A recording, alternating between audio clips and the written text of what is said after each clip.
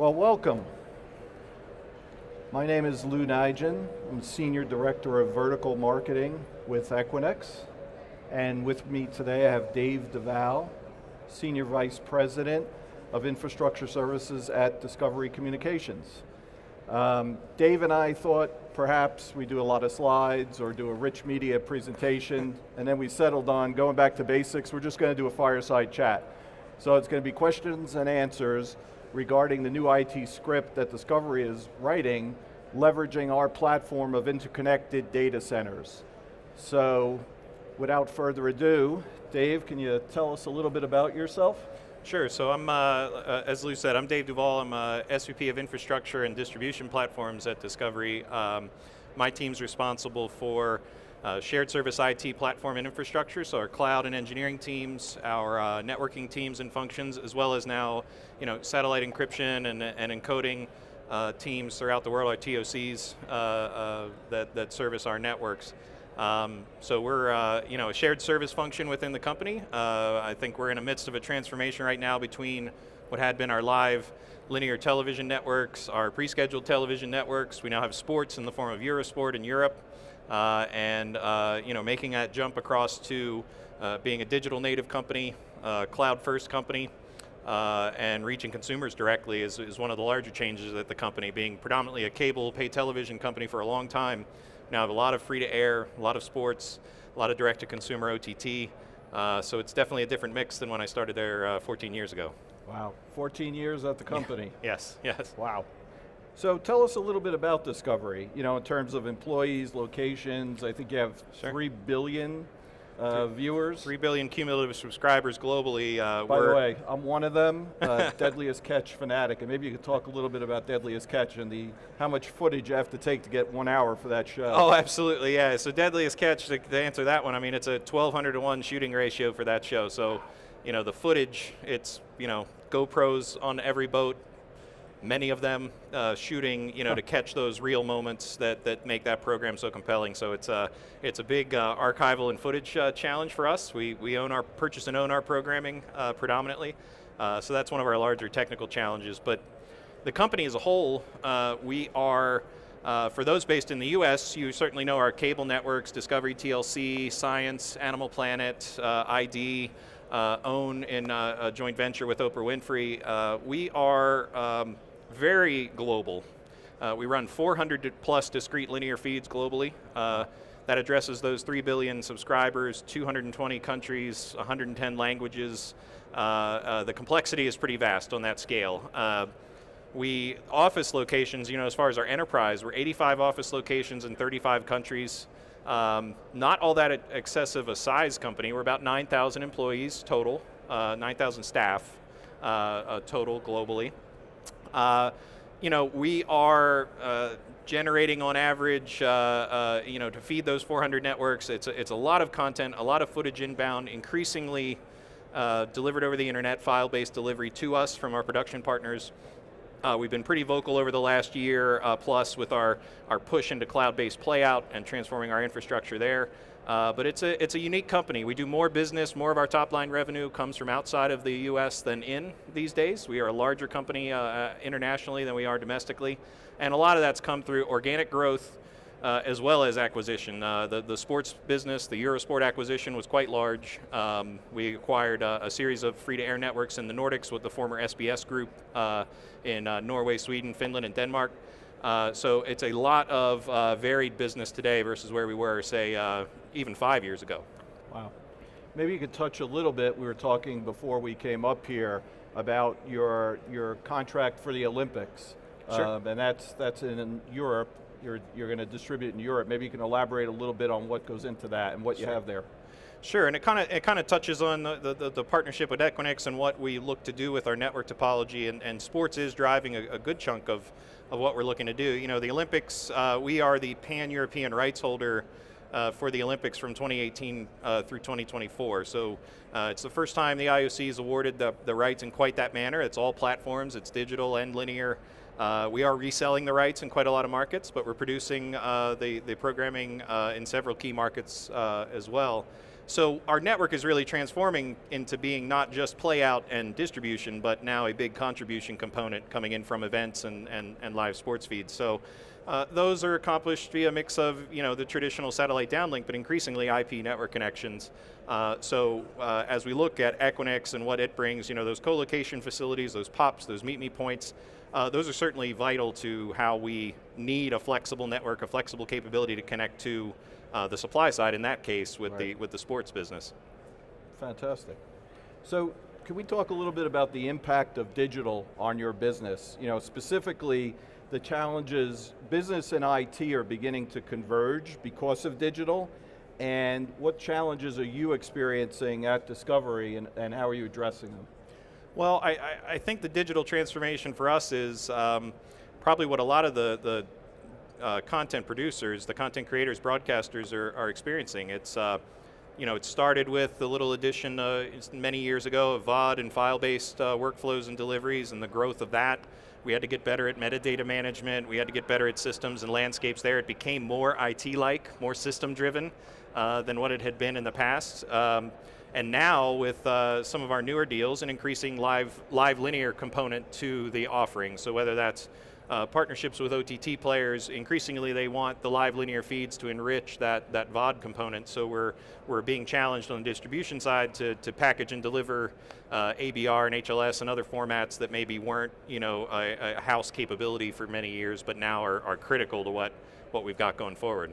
Is it fair to say that business and IT are really becoming one? They're not siloed anymore, they have to come together and work together. Are you seeing that organizationally? Absolutely, yeah. I mean, we definitely need to improve. I think every organization struggles with the role of, in our case, a shared service technology team against a product team or a P&L who's trying to move very quickly. So what we try to do is find those moments when we have something to offer to our business partners, where we can offer scale, we can offer stability. I think the thing we can offer is a technology organization that grew up in television and in linear playout is that maturity around reliability, around scaling process, having reliable process. I think that's what sort of the broadcasting mindset can bring to and help enrich the digital teams that have been kind of inventing their process as they go. I mean, these platforms are new, they're varied. We don't have anything like the standards we have on the broadcast side of the house, or even the classic corporate IT side of the house. I mean, we're writing the script as we go, so it's definitely a challenge that we're meeting head on. I think us and a few of our peers are really being aggressive with how we look at workflow, how we look at these deliveries, and push it forward. So let's dig in a little bit on service delivery, right? And how you're changing service delivery to accommodate creation, aggregation, distribution, and synchronization of content supporting services to different markets and channels. Yeah. So if you could go down a little deeper into that, that Sure. would be fantastic. Sure. I mean, what we're looking at, I mean, we had a keynote or a session on Sunday that my boss, John Honeycutt, was a participant in. It was a panel with CBS and Fox and Disney and ourselves, and so we've had great success on the inbound side. We look to our production partners now. 80% plus of our delivery of inbound programming comes over the wire. It is done straight to S3, delivered to our cloud platforms, and then pushed through the workflow pipeline of the company, post-production and the rest. I think as we look to where we're looking now to cloud playout, interconnect, and the rest is where the Equinix partnership comes in. Where we needed fast and private connectivity to the public clouds. That was certainly step one and where we started our conversations. Now increasingly we're looking at picking at where and how we leverage satellite capacity in the way we've always done, where and how we leverage IP distribution to get our affiliate deliveries accomplished, and begin to change the mix. Satellite's not going away, but we definitely want to leverage more cost-effective platforms where it's appropriate and where markets can support it to get our content in the consumer's hands. Right. So one of the ways you're leveraging the platform that you mentioned, I just wanted to go into this a little bit, on interconnection is direct and secure connection into the cloud. That's rather right. than over layer 3 and the internet, but actually in these meet-me points, these cloud on-ramps directly connecting into the cloud, right? That's Better right. performance, lower cost. That's right. I mean, more through luck than skill. We did happen to have our business cores set up in Northern Virginia and London, which was a very auspicious place to be near public cloud. You know, we were adjacent to really the core of the public cloud infrastructure, so that was helpful. But most importantly, it was that we needed to be able to scale carrier relationships. We needed a point where we could really compete our data services and offering, where we could have even classic fiber delivery of SDI services and the rest coming into our buildings. You know, it's very tough to get a lot of carriers to punch a hole in the side of your privately owned building and have a scale relationship. You know, we have a half dozen to a dozen at most in some of our facilities, and I think in, you know, Equinix DC3, it's 80 plus carrier choices. It's a broad offering. So we're, you know, we could never compete with that, so we wanted to, you know, bring the scale where it was, or follow the scale where it was emerging, which was in a lot of cases in your facilities. So is it fair to say you're pushing either into the cloud or getting closer to the cloud, getting to that digital edge that we talk about? It's both, and it's that flexibility, right? I mean, we're a scale operation, a scale company. We want to still have company-owned facilities where it's appropriate. We want to leverage the company capital. We want to, you know, move the budget where it's appropriate and be able to flexibly float in and out of that posture. And maybe just as an example, you could take the case of the Olympics, how you enable the flexibility, right, to program directly to different users and put up and tear down. That's right, that's right. I mean, certainly an event like the Olympics or even prominent tennis majors or other sporting events, there's a transient need, there's pop-up channel needs, there's other things that cloud is the right model to address that. We want to be able to pay for a service when we need it, tear down that service when we don't. It's that classic cloud consumption model, and it's something we need to be able to leverage. And the, you know, the on-ramps to those pipes, at the scale we need to push it, pushing content, pushing live linear, pushing all those pieces. You know, just our Amazon Direct Connect scale, it's over 120 gigabit of Direct Connect capacity delivered in globally across four data centers, 4 co-location facilities. That's just a service where we're starting. So the scale was something that we were chasing for sure. So it sounds like a lot is going on there, right? And it sounds like a really exciting place to work. Yeah. Are you hiring? Yeah, absolutely. I think that the thing we're doing right now is, I will say, if you've got that cloud native skill set, that DevOps skill set, if you want to work in an innovative company, yes, we are basically always hiring. For the right role, the right resource, it's definitely a permanent need. You know, our teams are doing a great job embracing what we've got. We've seen broadcast side folks and engineers really embrace the cloud. We've seen our IT teams do the same. So we're investing in our people and training up as well. But yes, absolutely. If you're interested in what we're doing, absolutely reach out. You know, get in touch with me. Get in touch with our career site. There's nearly always a posting on offer right now. Fantastic. So I need to ask you the one marketing question. Sure. Right. Why interconnection, right, and co-location at Equinix is part of your strategy? Sure. There were a couple things that we wanted to accomplish when we approached Equinix about a partnership with them. One was, and I touched on it earlier, we continue to struggle with the pace and speed to scale connectivity into certain key locations, our post-production facilities, our broadcast and playout facilities. We wanted to get out of the business of the 120-day lead times with carriers. We wanted to get out of the business of amortizing construction costs into carrier connectivity those first few years.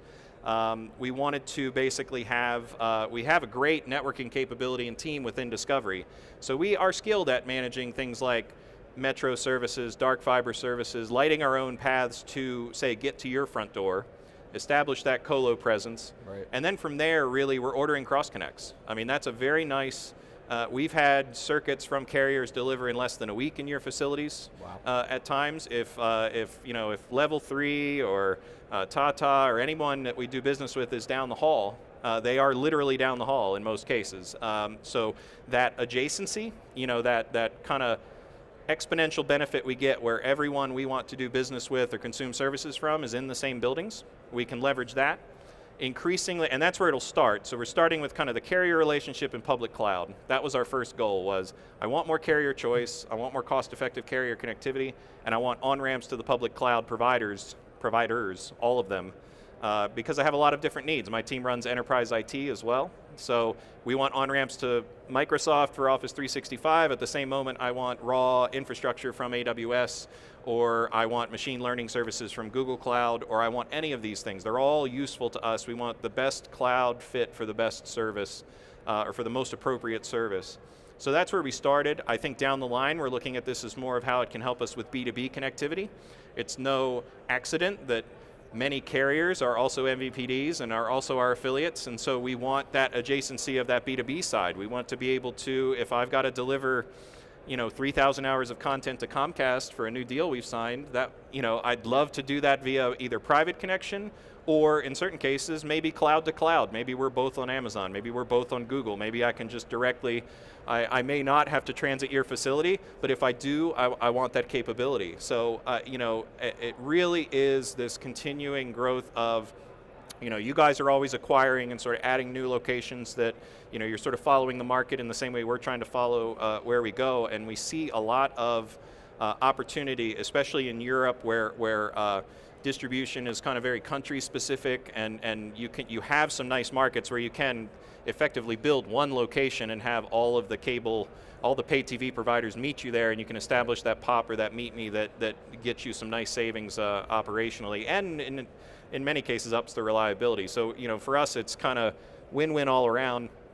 At some point too, we want to leverage this into some hub locations for corporate IT. I think the classic deployment to run a large enterprise network has been, go pick your favorite MPLS provider, build your big MPLS global network, get that mesh established, and that's how you do it. Increasingly, we want to see that mix move toward SD-WAN type solutions, have a mix of kind of private line, maybe still a bit of MPLS as well as internet, and sort of build that best network possible. And we think the path to that is actually establishment of regional hubs that might service, say, 5 locations that might be within 100 miles of one of your facilities or co-location providers' facilities, and we can get some nice efficiencies there in a similar way, but for a very different need. Yeah.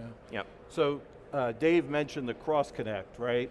So in an Equinix facility, we house cloud providers, network providers, enterprises, other media and entertainment companies, and a cross-connect is very inexpensive. It's in the hundreds of dollars rather than a long-haul circuit, and it's provisioned on our end probably in 24 hours, but on a carrier end, like you mentioned, yep, it's a couple of days because you're connecting into carrier backbones. So it's a really strategic place to put a small deployment of gear and get a lot of value because of the provisioning interval, because it affords private access to public clouds, because it affords flexibility. Yep. And then the next logical step for industries, what we're beginning to see is intra-industry cross-connects. So like you mentioned, correct, right? If you want to cross-connect into, say, a Comcast, for example, right, it's the same. It's a piece of fiber because you're in the same building. So a Discovery is really leveraging that to drive their business. It's a new model, right? They're transforming IT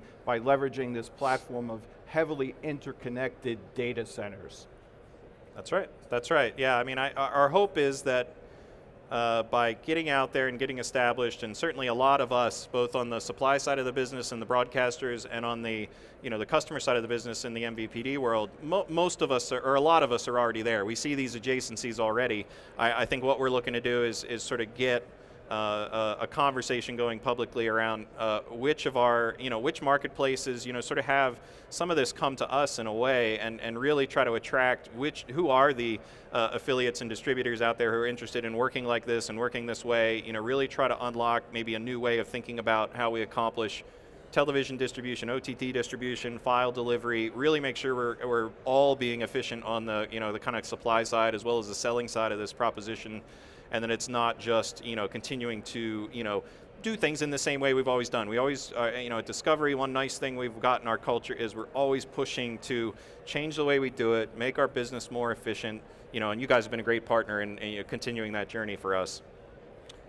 Yeah, we call this interconnection-oriented architecture, just to use the term we use, but that's exactly what you're doing. And actually, Discovery started on this path before we named it interconnection-oriented architecture, right? I was talking with someone on our team, but that's really what they're doing. They're putting interconnection first in their thought process when rolling out your IT platform, basically. That's right. It's a little change in thought process. Absolutely. And it's cutting across industry, because digital is forcing this, right? So it's not just in the media and entertainment industry, it's really cross-industry where we're seeing our customers put interconnection first and go away from traditional models of everything in the core, a little bit at the edge. Now it's push everything out to the edge, very little staying in the core, with companies like yourself getting out of the data center business.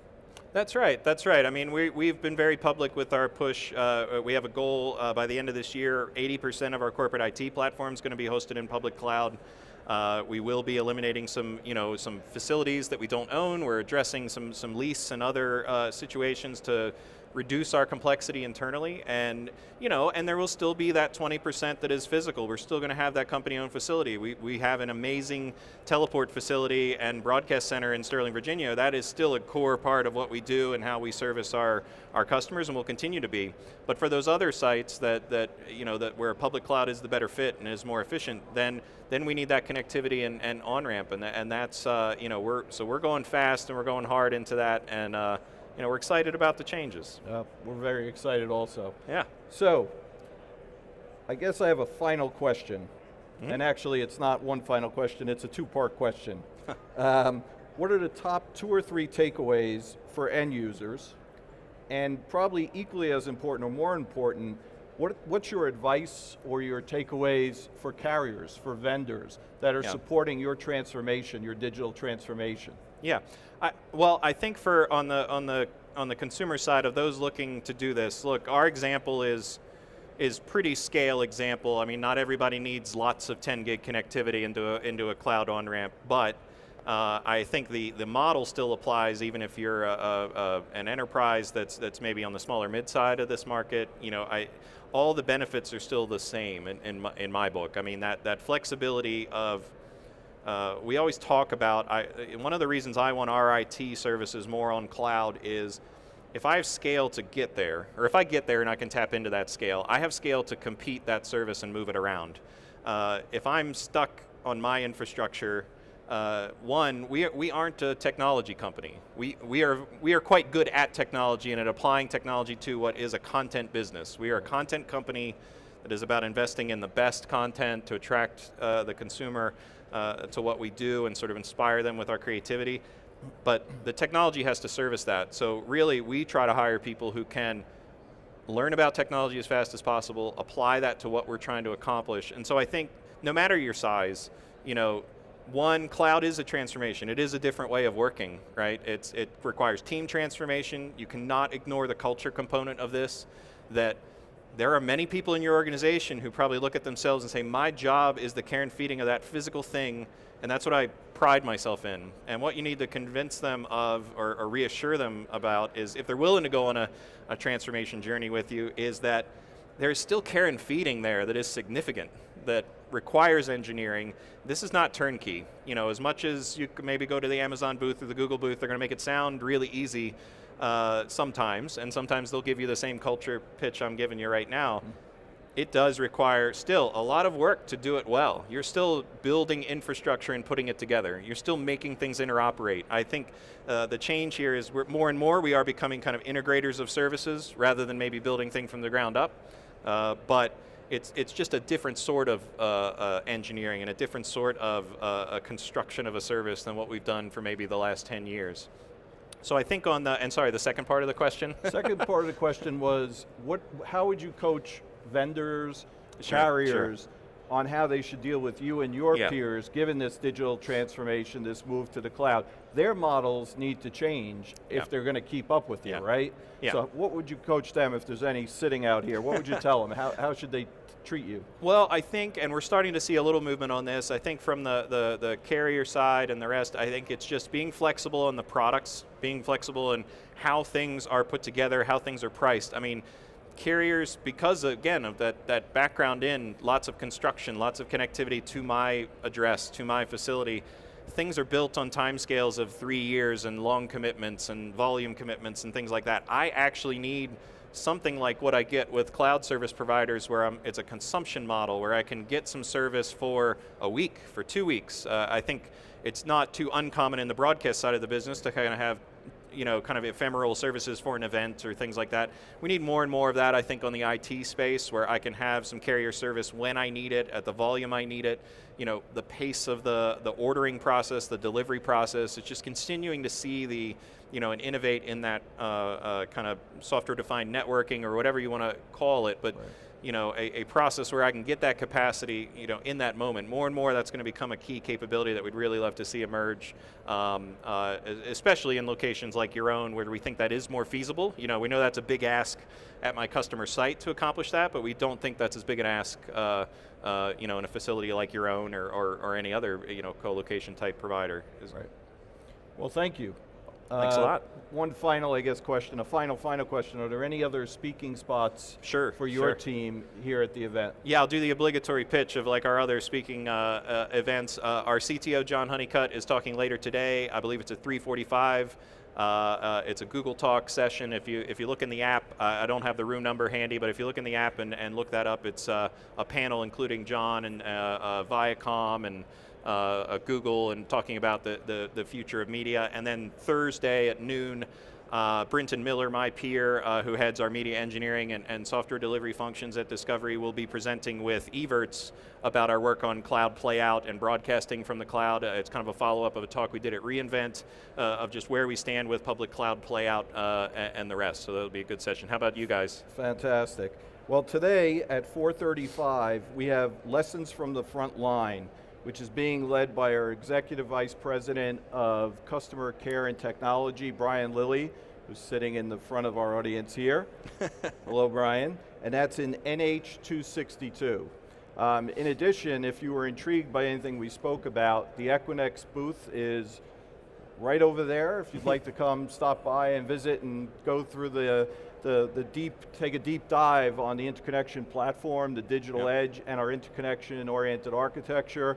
We have plenty of people who are very happy to speak to you about it. And I'll be hanging around a little bit after here, just off to the side somewhere.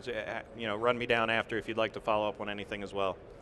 So, Dave, on behalf of Equinix, your account team, and all the executive team, we really appreciate you teaming up with us and doing this fireside chat. I really enjoyed it. It was fun not to do slides in PowerPoint, but actually do a use case discussion. So thank you very much. Yeah, thank you. Really appreciate it. Thank you.